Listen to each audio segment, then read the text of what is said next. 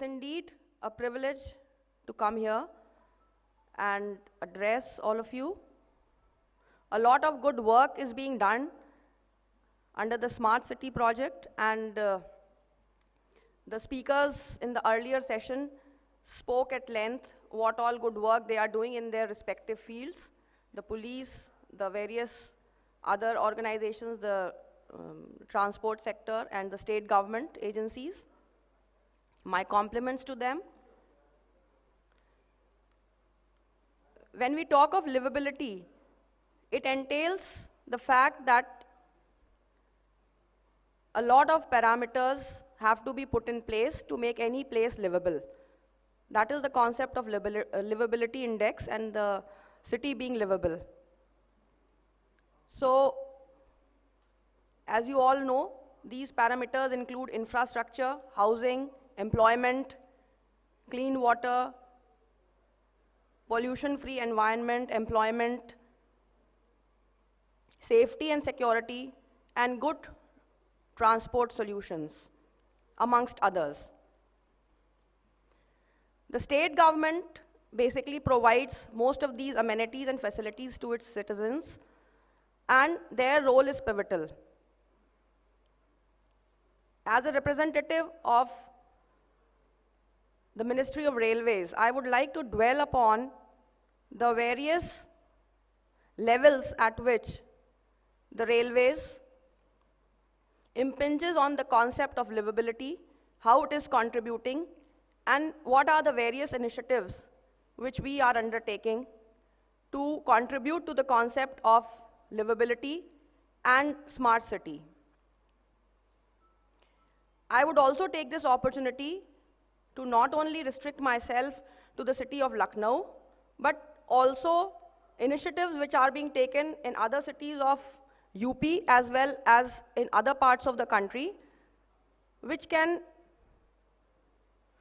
be illustrated and sort of copied and replicated at other places also.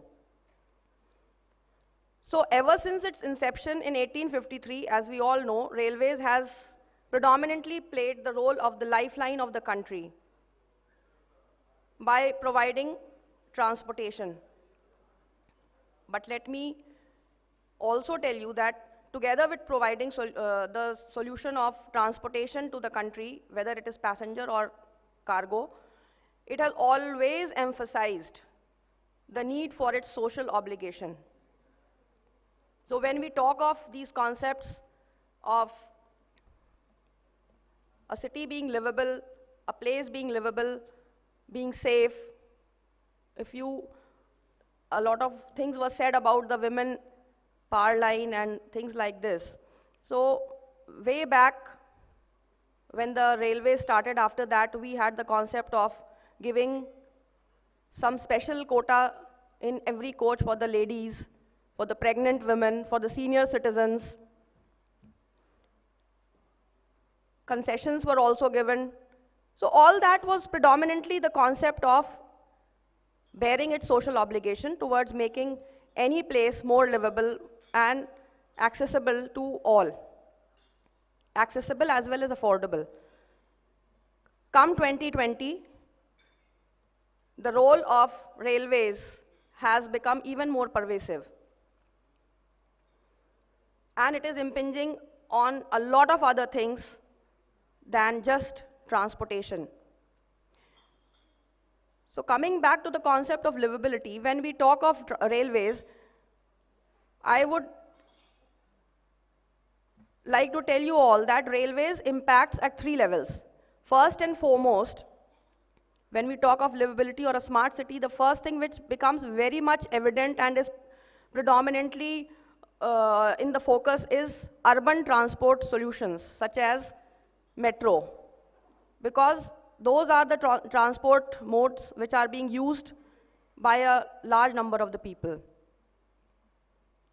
But other than that, intercity travel through mail express trains, passenger trains, commuter trains also forms part of it, because when we talk of any city being livable, there is the concept of migration also, whether it is a temporary migration or a permanent migration.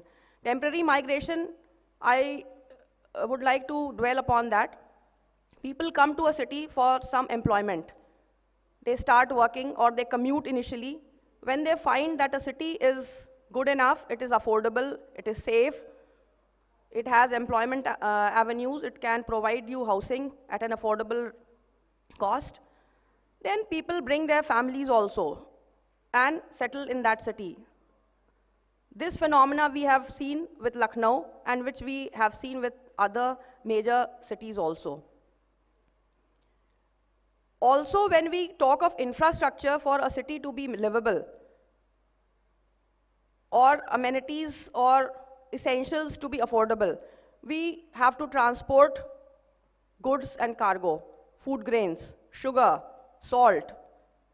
For infrastructure creation, we need cement, steel. For industrial development, we need raw materials, coal, coke, etc. So railways is providing transportation for all these things. So if we see in a very holistic perspective, railways, even though it is not at the forefront like all other agencies of the state government, it is very steadily and in a very, very robust way contributing essentially to the concept of livability of any place, whether it is a city or a state. The concept of smart cities and smart solutions, technology coming up, clean green initiatives,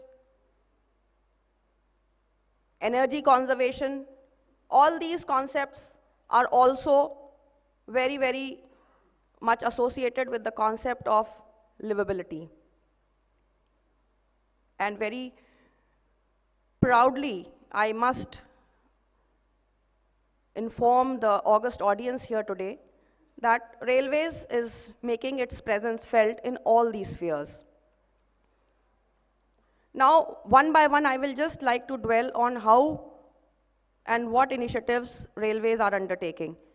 I will not just restrict myself to the metro because, as I said, that metro is always predominantly evident when we talk of a smart city. Lucknow, I must compliment, has started its metro services and it's doing well.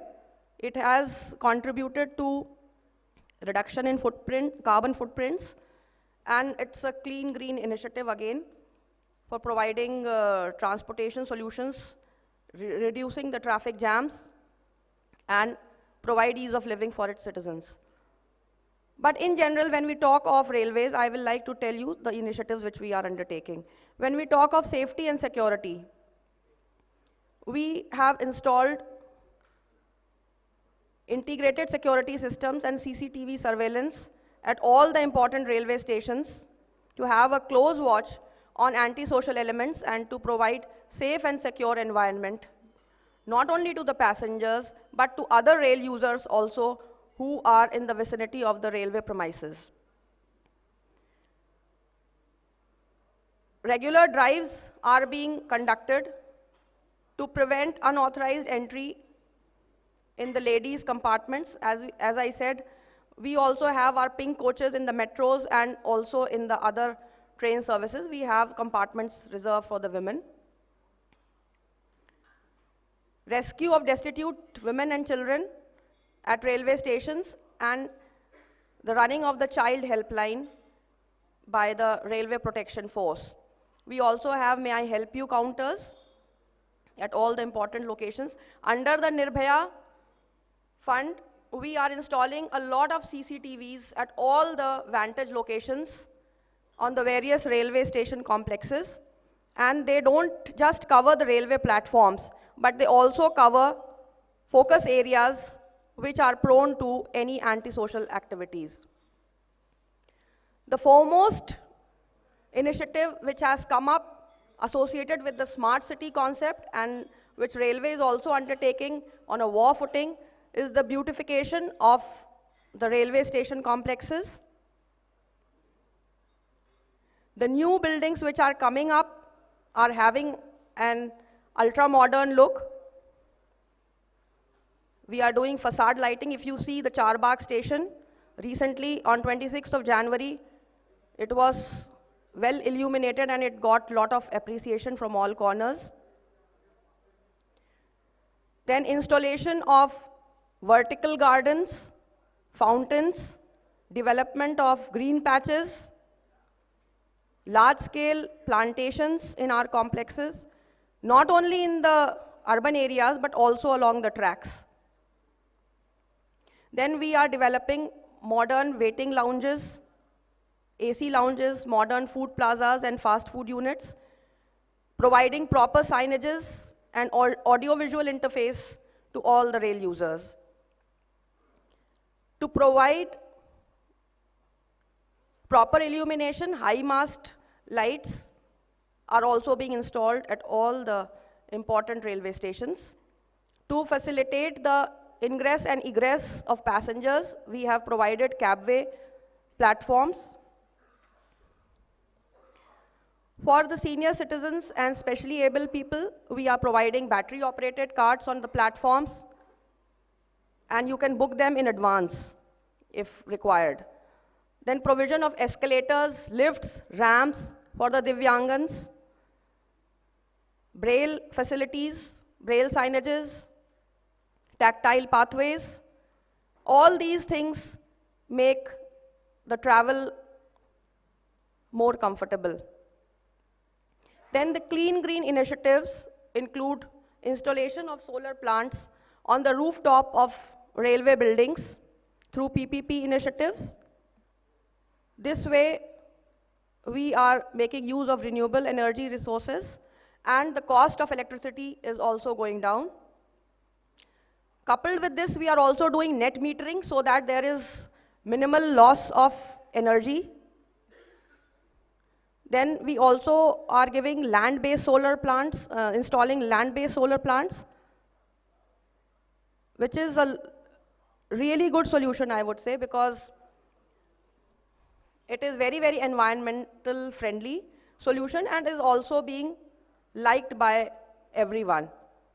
Then use of wind power. A lot of states have got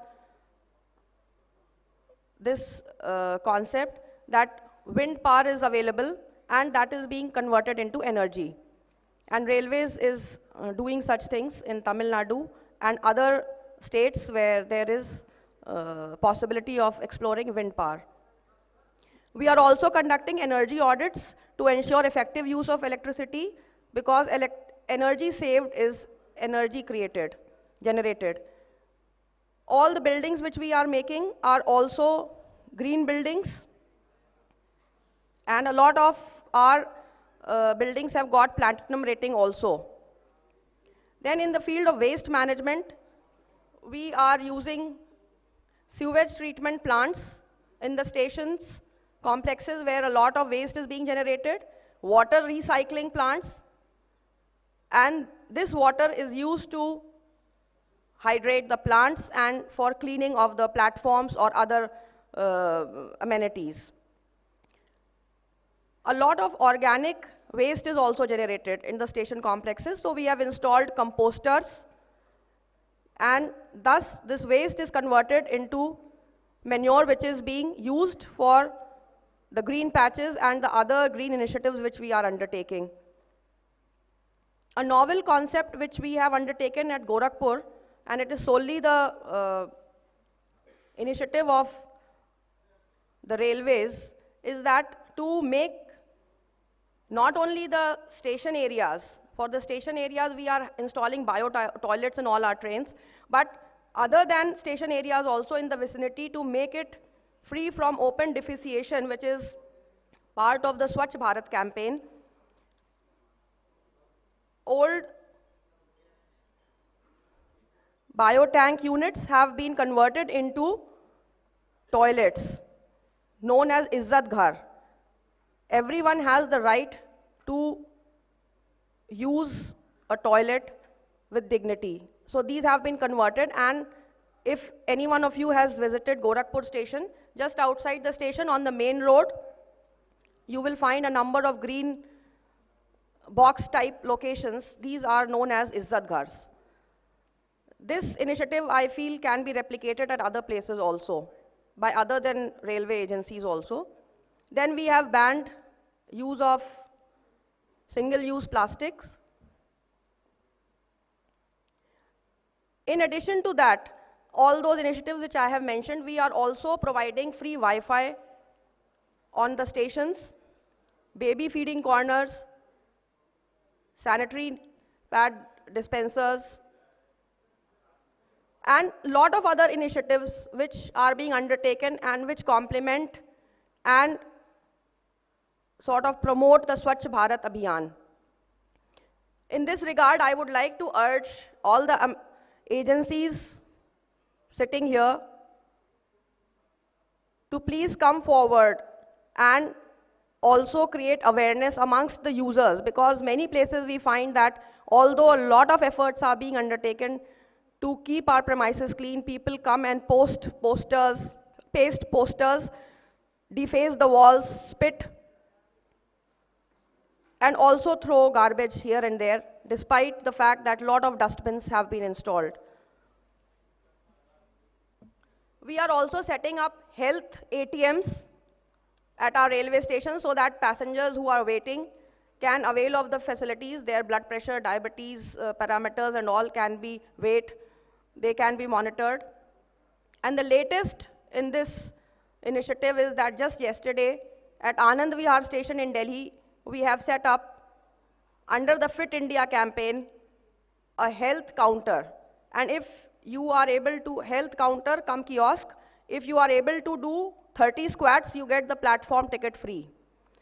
So, as I have mentioned, that a wide spectrum of initiatives and activities are being undertaken, which sort of intricately and intrinsically assimilate into the concept of a smart city and further the concept of livability of any city. So just to wrap up, I would just like to once again thank the organizers and also urge that, as I have mentioned, that railway also is contributing its bit to the proliferation of the smart city concept, and all the agencies involved should work hand in hand so that we can forge ahead and make our city clean, green, smart. Thank you.